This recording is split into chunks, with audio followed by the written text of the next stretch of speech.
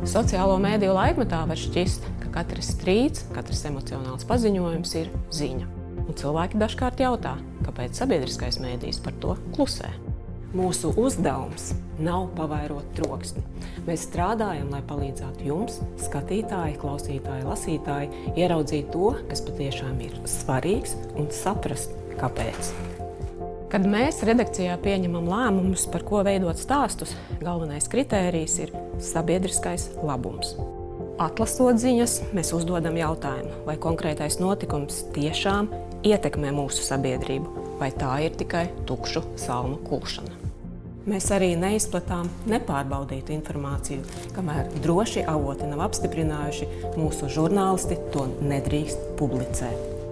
Lai nokļūtu tuvāk patiesībai, mēs intervējām cilvēkus, kuriem par konkrēto jautājumu ir zināšanas, nevis tos, kuri ir skaļāki. Mēs neveidojam saturu par visu, kas kaut kur publiskajā telpā uzvirmo, jo mēs cienām jūsu laiku un uzmanību. Mēs vēlamies būt medijs, uz kuru varat paļauties un kurš jums izstāstīs būtiskāko. Uzticams saturs. Latvijas sabiedriskais medijs.